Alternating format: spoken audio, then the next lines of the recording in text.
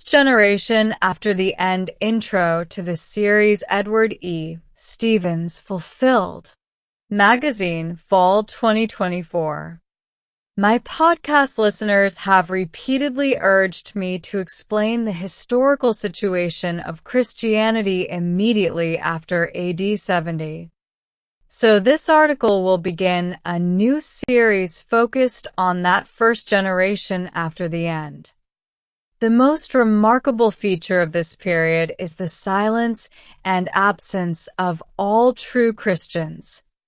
Prior to the Neronic persecution, the Great Tribulation, the apostles were extremely busy in missionary journeys, edifying the saints, and writing epistles to the scattered churches throughout the Roman Empire. But all of that activity abruptly ceased when the Neronic persecution broke onto the scene in AD 64. No more inspired New Testament writings were produced after that, nor were there any uninspired writings from any true Christians for almost 40 years. The majority of living saints were either killed in the Neronic persecution or fell away in the apostasy, leaving alive only a small remnant scattered throughout the Roman world. Those remaining saints were forced into hiding as they anxiously waited for the tribulation to be cut short. Matt 2400 hours 22, 29. 1 Thess 1:6-10. 2 Thess 1:6-10, and for their rescue before the wrath was poured out. 1 Thess 1:10, 5:9, 23. 2 Thess 1:5-10. The tribulation was cut short by the outbreak of the Zealot rebellion in May of AD 66. And immediately after that, the angelic armies were seen in the sky over Judea, signaling that the parousia had begun. Then 2 weeks later, on the evening of Pentecost in AD 66, those remaining living saints were rescued, caught up, gathered, saved, before the wrath was poured out on their persecutors. Matt 24:29-31. 1 Thess 1:10, 5:9. There was a silence afterward. Many historical theologians and patristic scholars are baffled by this silent and dormant period. Williston Walker noted that the 40 years from 70 to 110 remain one of the obscurest portions of church history. A History of the Christian Church, 3rd edition, pages 39 ff. Wayne McCown described it as an obscure dark period when we are not sure what was going on. Lecture at Northwestern Seminary, Rochester, New York, on September 16, 2004. Philip Schaff states that there is no other transition in history so radical and sudden, and yet so silent and secret. The stream of Christian history is for a short time lost to our view and seems to run underground. History of the Christian Church, Volume 2, Electronic Edition. These scholars are at a loss to explain how and why the original community disappeared from history without a trace. Hans Konzelmann, History of Primitive Christianity, pages 18, 111. They call it a gap.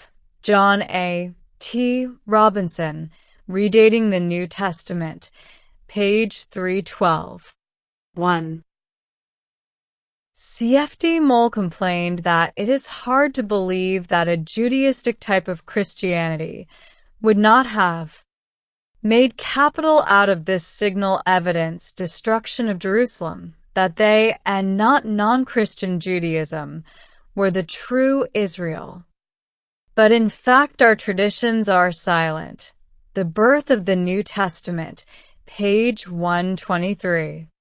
Rupert Furneaux asks, how did Christianity record this event of epoch-making consequence to itself? The answer is by silence, complete and absolute. The fate of the original followers of Yahusha went unrecorded in Christian literature until the 4th century, the Roman siege of Jerusalem, pages 246 to 248.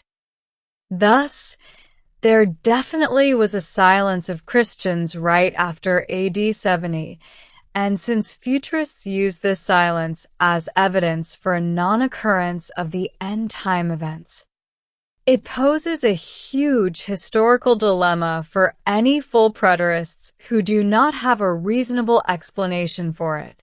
So, let's look at the silence and how we catching away preterists deal with it. Dilemma for all full preterists. Of the 100-plus persons mentioned by name in the New Testament, not a single one of them ever reappeared after AD 70 to claim that the big 4 eschatological events had just occurred: parousia, resurrection, wedding, and judgment. We would have expected to hear from at least a few of those who experienced those events if they were still around afterward. They should have been claiming the fulfillments with their eyewitness testimony. Instead, as Charles Hill notes, those pre-70 saints were completely silent after AD 70. Perhaps we all know how things that should be at the center can slide off to the periphery, but this is not the case here. We do not even find this full preterist understanding of eschatology at the periphery. An early Christian writer who is even aware of a full preterist eschatology in the church has yet to be found. Keith Matheson, editor. When Shall These Things Be? Page 107. Max King was aware of this silence and admitted that we do not know what took place in the immediate post-apostolic period, the cross and the parousia, page 751. And Don Preston agrees that this silence is perplexing for all full preterists and that he has no easy answer for it. Stevens is correct to say that we have no post-70 Christian authors who point to AD 70 as the time of Christ's final coming, the judgment and resurrection of the dead. This silence is indeed perplexing, for which we have no easy answer. We shall meet him in the air, pages 286, 287. Emphasis added. Thus, both major branches of full preterism, CBV and IBV, agree that there was a silence after AD 70, and that those few faithful saints who remained alive until the parousia never showed up afterward to document the occurrence or claim the fulfillment. However, we do not agree about what caused that silence and absence. So, let's look at how each view explains it. 2. CBV explanation of the silence. The CBV view suggests that one of the main reasons why none of the saints after AD 70 claimed fulfillment of the end-time events is because the majority of the church fell away into Hellenistic error, which resulted in a loss of understanding of Hebraic thought. CBV before the parousia. Morning Musings, March 19, 2012, and Facebook group Thing of the Past, August 2nd, 2021. In other words, the church was so heavily influenced by Hellenistic thought that the proper understanding of eschatology CBV was lost before the parousia, so that very few faithful elect saints were left alive at the time of the parousia. Facebook group Thing of the Past, July 31st and August 2nd, 2021. Preston was asked, did any of those very few faithful remaining saints retain their understanding of CBV at the time of the parousia? Or had every one of them completely lost it before the parousia, just like the majority did? Preston quoted Luke 18 verse 8, "When the Son of Man comes, will he even find faith on the earth?" and said it was doubtful whether Yahusha found anyone faithful at his coming, much less anyone who understood the CBV view. Okay, let me just interject. Just briefly, to make things a little bit easier, CBV is the collective body view, and IBV is the individual body view. So the collective body view basically believes that the remaining saints, there were not too many, but the few there were after the persecutions of Nero and the great apostasy of 2 Thessalonians, were transferred corporately from away from Old Covenant Judaism into New Covenant freedom, so to speak, a change of covenant, with the saints remaining on the earth. That view sees no outward change regarding experientially or the five senses, and the IB view, the individual body view, believes that each individual that was alive was changed from mortal to immortal, from corruption to incorruption, and experienced it, and are alive in another unseen realm. So those are the two main differences. Okay, just to make things a little simple. What I don't understand about the corporate body view is basically not much makes sense. Basically, you just by way of picture, you go to bed on a Monday and you're in the old covenant. You wake up on Tuesday. You've been resurrected corporately as part of a corporate body, a new covenant people, but there's no change. According to the five senses, according to the scriptural admonition to identify the fact that you're now an immortal being. So when I started studying this topic, I had no idea of the different views. But seems to me, and I taught on this recently on one of the Shabbats, that there's really only one view.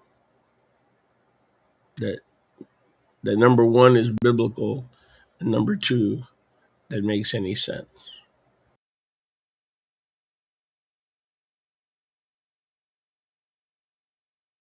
Facebook group thing of the past, August 3rd, 2021. He also suggested that since all of the Christians after AD 70 were Hellenized Greeks who did not understand the very nature of Hebraic apocalyptic, i.e., the CBV view, it explains why they invented a new Hellenistic-oriented eschatology. Facebook group thing of the past, April 2021, and Morning Musings number 180. Romans 11, March 2012. Thus, Preston seems to believe that every one of those few remaining saints lost their understanding of the CBV before the parousia, and doubts whether Yahusha found any faithful saints at his coming. However, this contradicts his other contention, based on Mark 9 verse 1, that Yahusha is patently saying that some would live until the parousia. Beyond the parousia, and look back in time before they died, to realize that the parousia had already happened. We shall meet him in the air. Page 304.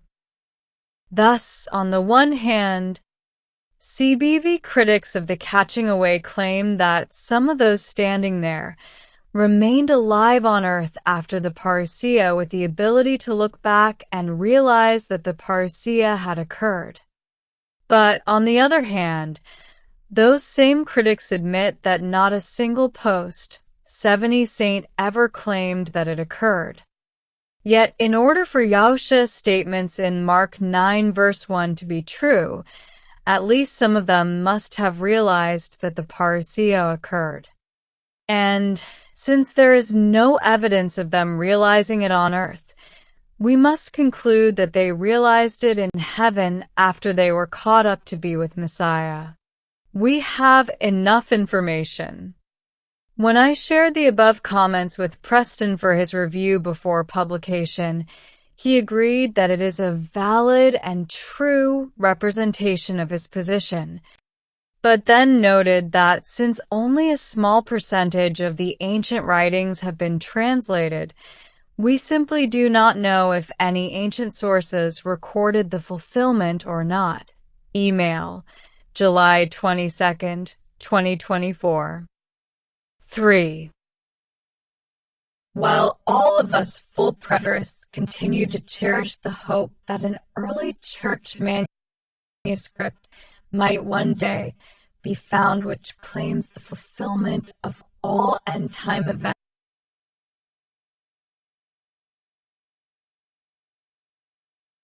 or reveals the post-70 saints.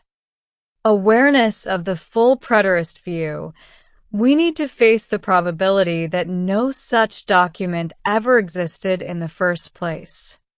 If all of those few faithful remaining saints were raptured, then none of them would have been left on earth afterward to write any documents or claim the fulfillments. How many faithful saints remained? We need to know how many faithful saints still remained alive at the parousia. Both CBV and IBV agree that the Neronic persecution and apostasy eliminated the majority of remaining saints. However, there is disagreement about how many faithful saints remained alive at the parousia. CBV advocates tend to minimize the number because it is easier to explain how only a very few scattered saints might have failed to notice the parousia. Nevertheless, there are many indications in various NT texts that it was a more significant number.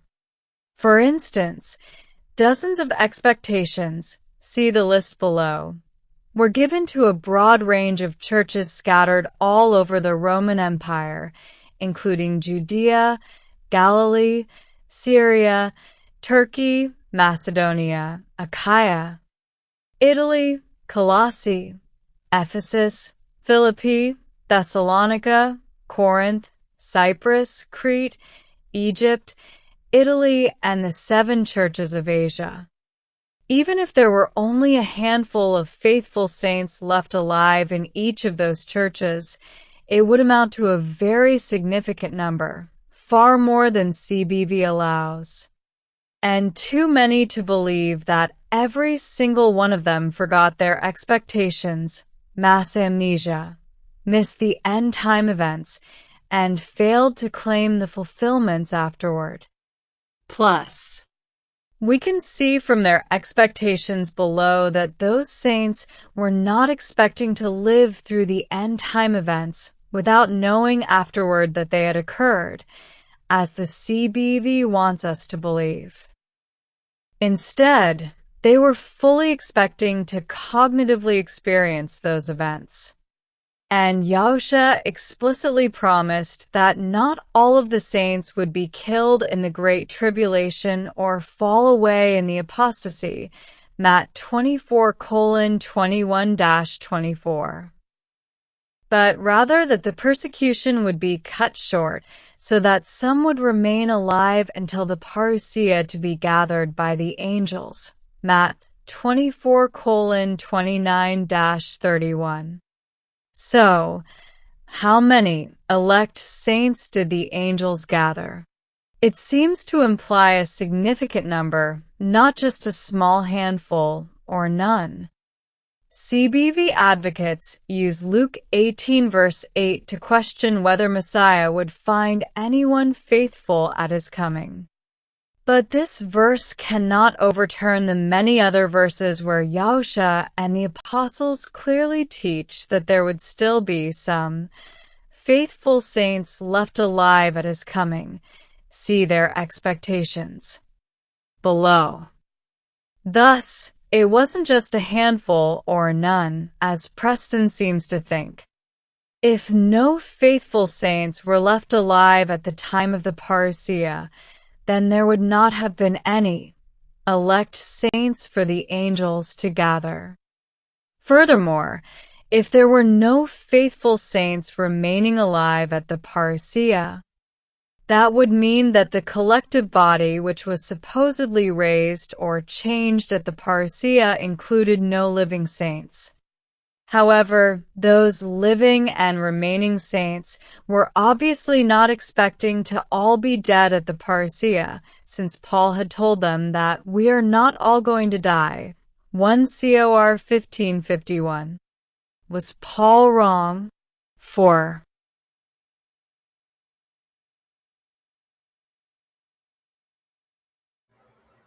Yes, that is correct. Not to mention, in 1 Thessalonians 4,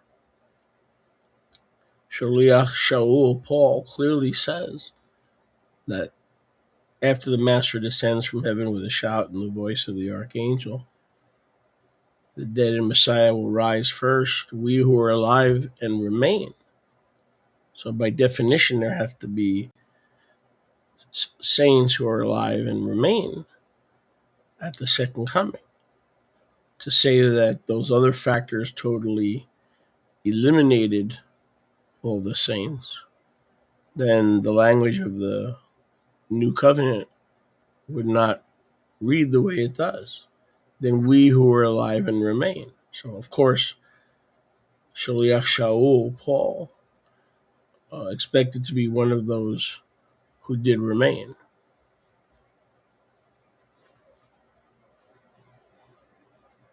However, those living and remaining saints were obviously not expecting to all be dead at the parousia, since Paul had told them that we are not all going to die. 1 Cor 15:51. Was Paul wrong? 4. Or were confused by the Hellenists, so that very few or none of them were still around at the time of the parousia. The majority is not the totality. It means that some of them did remain alive to experience the parousia and would have still been around afterward to claim the fulfillment if there was no catching away. Nor can the CBV explain why the few faithful saints who supposedly remained alive on earth after the parousia did not speak up to set their record straight when their post-70 brethren started teaching that the big four eschatological events were still future. So, since they were silent and absent afterward, it implies that they were taken to heaven. And that was exactly what they were expecting to experience at the parousia. Here are their expectations. What were they expecting? Relief from the persecution. 2 Thess 1:7. See Messiah at his coming. Matt 16:27-28. 1 John 3 verse 2. Messiah would come in like manner as he left. Acts 1 verses 9-11. The dead would be raised out of Hades. Revelation 20 verses 13-15. 1 Cor 15:52. 1 Thess 4:16. The living would be changed to be like him. Phil 3:21. 1 Cor 15:51-52. 2 Cor 5:2-4. 1 John 3 verse 2. The living would not experience physical death. 1 Cor 15:51. Cf. John 21 verse 23. Clothed upon with our immortal dwelling from heaven. 2 Cor 5:2-4. Give life, immortality to your mortal bodies. Rom 8:11. Both living and dead would be caught up to be with Messiah. 1 Thess 4:17. Luke 21 verse 28.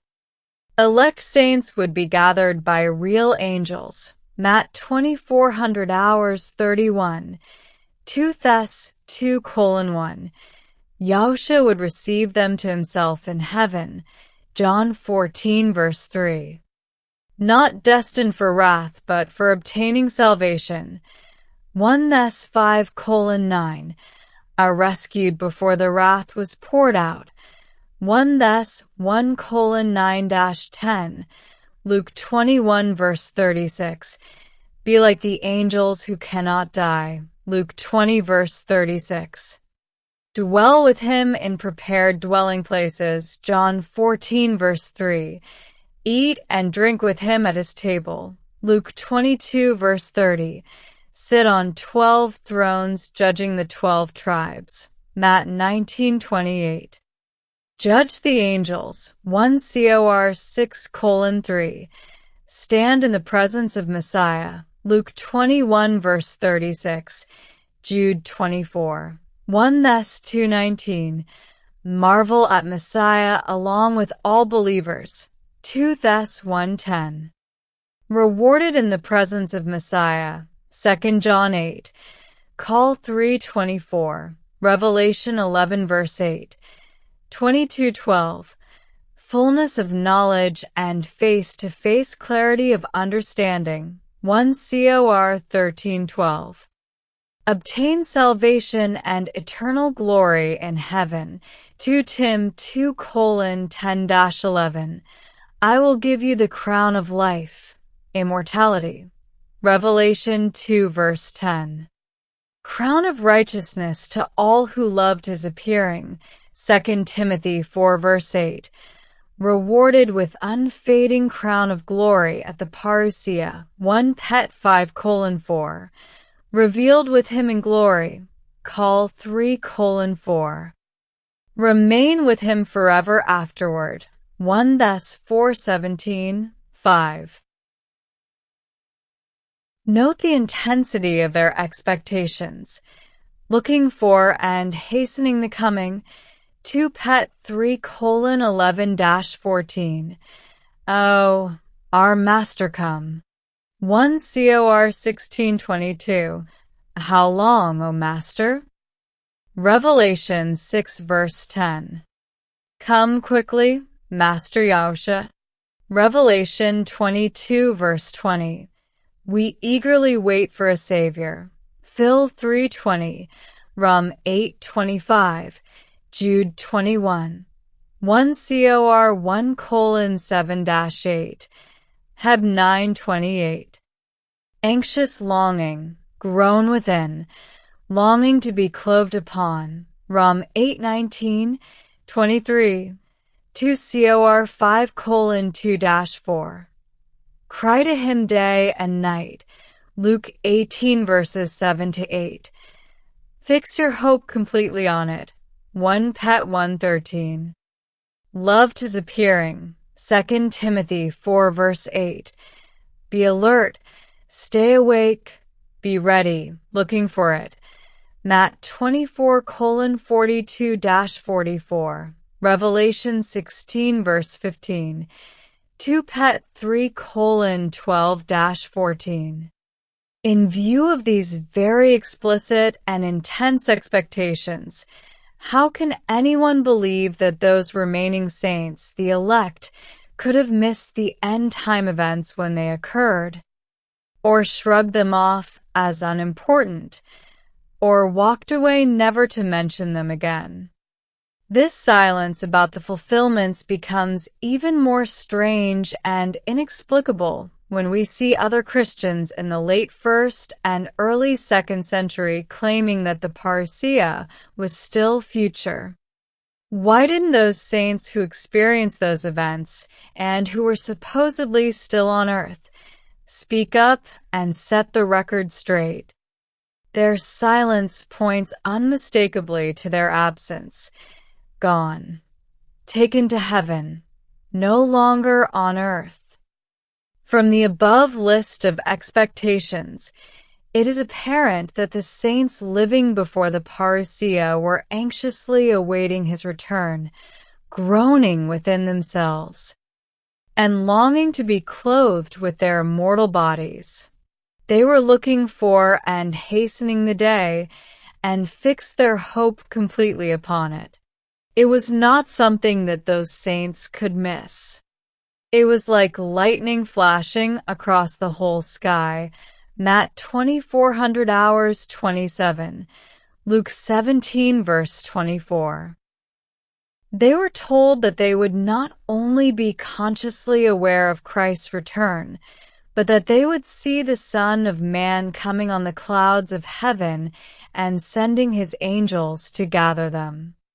He told the 12 apostles that all of them, both dead and alive, would be received to himself, sit on 12 thrones, and dwell in the places he had prepared for them in heaven. Before the saints could be caught up to be with Messiah, their lowly, mortal bodies had to be changed, transformed, into immortal to be like Christ's glorious, immortal body. The dead were raised first, then the living were changed, and together as one group they were caught up to be with Messiah in heaven forever afterward.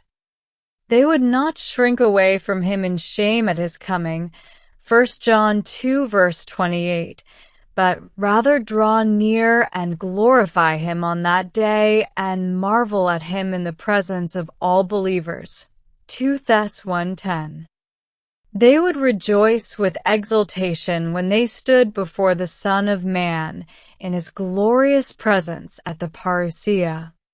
And from that time forward they would always be with the Master in heaven above, 1 Thess 4:17. These were their great expectations, and if they were not cognitively experienced in the manner these scriptures indicate, then they would not only have been disappointed, but disillusioned, outraged, and complaining about it. So, they must have experienced those things, or else Yahusha and the apostles were false prophets. 6. What are the odds? If anyone wishes to claim that there were a few faithful saints left alive at the parousia who still retain the CBV view, or somehow recovered their understanding of it afterward, we would still have to wonder why they didn't correct the error of the Hellenists and resume their teaching of the CBV after AD 70. And if that had happened, we would know about the existence of CBV and see the controversy about it recorded in church history. But as we all know, there is no record of either the controversy or the correction of the Hellenistic error or the continued teaching of the CBV. What are the chances that every single saint left alive after the Neronic persecution fell away into Hellenistic apostasy and completely lost not only their understanding of CBV, but also their memory of ever having believed it, simultaneous mass amnesia, and their awareness that there ever was such a view as the CBV? The possibility of that happening has to be close to zero. Yet, that appears to be what CBV folks believe. But, as Charles Hill suggests, there is an astounding irony here. The dreaded and nearly fatal Hellenization of the gospel is supposed to have struck the church, according to the CBV view. Concurrently with the church's attainment of its ultimate state of perfection. it does not seem to me that one can have it both ways. If one wants to argue for a radical nosedive of the Church into Hellenistic apostasy as soon as the apostles left the scene somewhere around AD 70, then I do not see how one can argue that it was precisely then that the Church also attained the consummation of its hope, its full measure of knowledge and sanctification, and its final state of conformity to the image of Messiah. When shall these things be? Page 109. Many, I trust, will find that conclusions like these place too high a demand on their credulity, especially when to read the New Testament in a way that preserves a more or less traditional interpretation makes infinitely better sense. When shall these things be? Page 107. Indeed, I could not agree more with Hill's analysis of the CBV Hellenistic apostasy theory. The traditional view of a catching away makes infinitely better sense in view of their expectations beforehand and their silence afterward. And since they experienced what they were expecting to experience, then they knew that the parousia had occurred and would have claimed the fulfillment if they were still alive on earth. But since there were no such claims afterward, it necessarily implies that they were taken to heaven at the parousia, just as Yahusha promised, and just as they had expected.